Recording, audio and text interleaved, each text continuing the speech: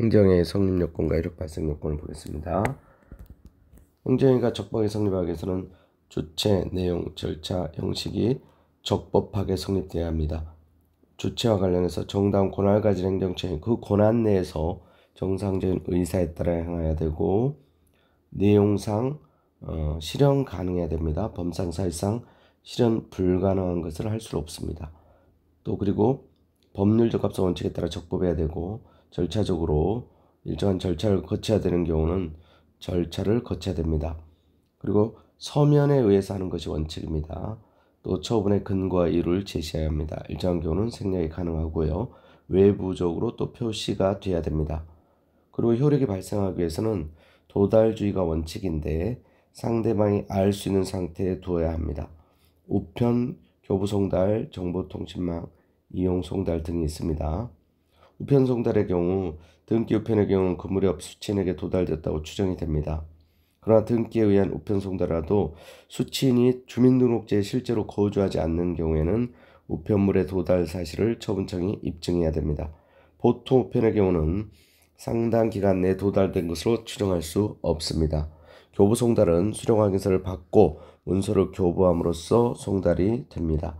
사무원, 피용자 또는 동거인으로서 사례를 분별할 지능이 있는 사람에게 문서를 교부할 수 있습니다. 정보통신망 이용 시에는 송달받을 자의 동의가 있어야 합니다. 송달받을 자는 전자우편 주소를 지정해야 되고 지정한 컴퓨터에 입력된 때에 도달한 것으로 봅니다. 송달받을 자의 주소 등을 통상의 방법으로 확인할 수 없는 경우에 또는 송달이 불가능한 경우에는 공시송달 방법을 취합니다. 그래서 송달받을 자가 알기 쉽도록 관보, 공보, 게시판, 일간신문 중 하나 이상에 공고하고 인터넷에도 공고해야 합니다. 그리고 행정절차상 공고는 공고일로부터 14일이 경과한 때에 효력이 발생합니다. 자, 그리고 면허관청이 운전면허를 취소했다 하더라도 그 규정에 따른 적법한 통지라 공고가 없으면 효력이 발생할 수 없습니다.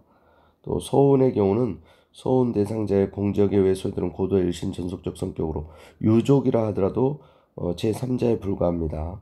그래서 서운 수여 처분 상대방이 될 수 없고 망인에게 수여된 서운의 취소에서도 유족은 처분의 상대방이 될 수 없으므로 그 결정이 처분권자의 의사에 따라 상당한 방법으로 대외적으로 표시됨으로써 효력이 발생합니다.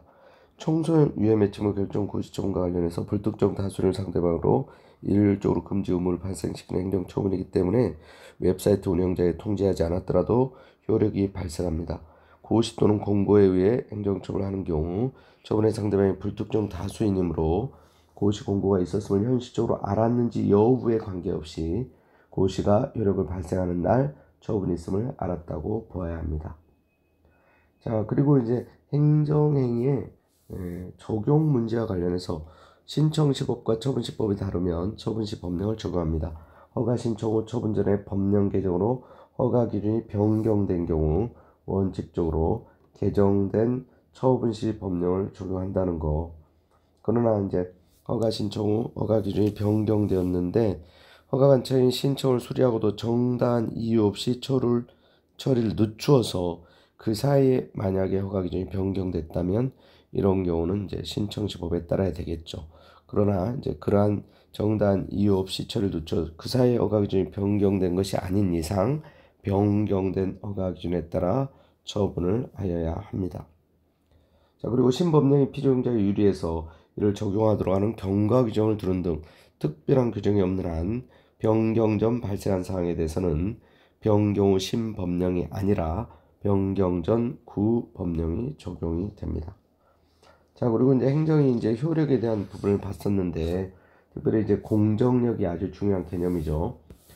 공정력은 행정처분이 위법하더라도 당연 무효가 아닌 한 권한 있는 기관에 의해서 취소되기 전까지는 누구도 그 효력을 부인할 수 없는 힘을 말합니다.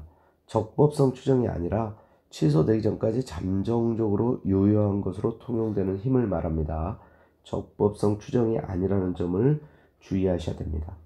그리고 실정법적 근거가 생겼다는 게 중요하죠. 행정기본법 15조에 처분은 권한 있는 기관이 취소 또는 철회하거나 기관의 경과도로 소멸되기 전까지는 유효한 것으로 통용된다. 다만 무효인 처분은 처음부터 효력이 발생하지 않는다는 거. 취소 사유인 경우만 공정력이 인정됩니다. 자, 공정력과 성결 문제가 중요한데 민사, 형사법원은 행정 효력은 부인할 수 없으나 위법성 판단은 가능합니다. 그래서 민사법원에서 무효 여부가 성결 문제가 됐을 때 무효라는 걸 전제로 심사 판단할 수 있으나 처분이 무효라는 확인 판결을 직접 하는 것은 아닙니다. 그걸 주의하셔야 됩니다. 무효라는 걸 전제로 민사법원에서 부당이득 인용 판결 이런 걸 할 수 있다는 거지 그 처분 자체에 대해서 무효 확인 판결을 하는 것은 아닙니다. 국세 등 부가 징수 처분 등 같은 행정처분이 당연 무효임을 전제로 민사소송을 제기한 때 그 처분의 무효인지 여부가 성결 문제일 때 법원의 이를 심사하여 처분의 하자가 중대하고 명백하여 무효라고 인정될 경우 이를 전제로 판단할 수 있습니다. 그러나 그 하자가 단순한 취소 사유에 그칠 때는 법원은 그 효력을 부인할 수 없습니다. 자, 그리고 세금, 이제 조세 과원합이 부당이득이 되기 위해서는 당연 무효여야 하고 과세처분의 하자가 단지 취소할 수 있는 정도에 불과할 때는 과세관청이 스스로 취소하거나 항구송 절차에 의해서 취소되지 않는 한 그로 인한 조세 납부가 부당이득이 된다고 할 수 없습니다. 연령 미달의 결격자가 형의 이력으로 운전면허 시험에 응시 합격하여 교부받은 운전면허 당연 무효가 아닌 취소에 불과하여 취소되지 않는 한 유효이므로 그의 운전행위는 무면허 운전에 해당하지 않습니다.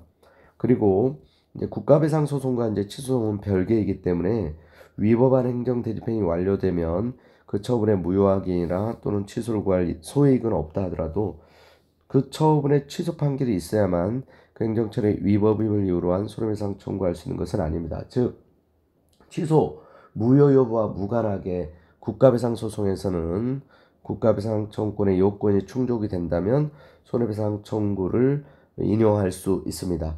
그 부당이득 소송에서는 무효 취소 여부가 성결 문제가 됐을 때 굉장히 중요한 차이가 있습니다. 무효 사유일 때 부당이득 인용 판결이 되고 취소 사유일 때는 효력을 부정해서 인용 판결을 할 수 없습니다. 그러나 국가배상 소송에서는 무효 취소 상관없이 독자적으로 위법성 판단이 가능하다는 점을 꼭 주의하셔야 됩니다.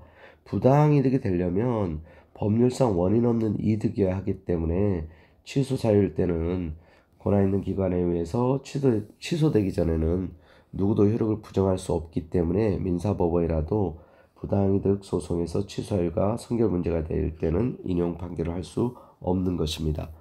그리고 불가쟁력과 불가변력을 받는데 불가쟁력은 쟁송기간이 경과하거나 쟁송수단을 다 거친 경우 상대방 또는 이해관계인이 더 이상 행정효력을 다툴 수 없게 되는 힘입니다. 불가변력은 행정청 자신이라도 직권을 취소 변경할 수 없는 효력이고요. 그리고 이제 불가쟁력은 모든 행정행위에 대해서 인정되는데 불가변력은 일정한 행정행위의 경우에 한해서 제한적으로 인정됩니다. 그리고 불가쟁력은 절차법적 효력 또 형식적 확정력이라고도 합니다.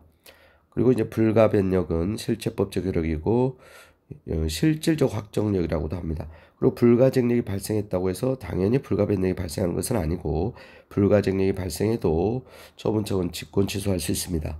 그리고 반대로 불가변력이 발생했다고 해서 또 불가쟁력이 당연히 발생하는 것은 아닙니다. 그래서 불가쟁력과 불가변력은 서로 별개의 개념이라는 것을 주의하셔야 되겠습니다.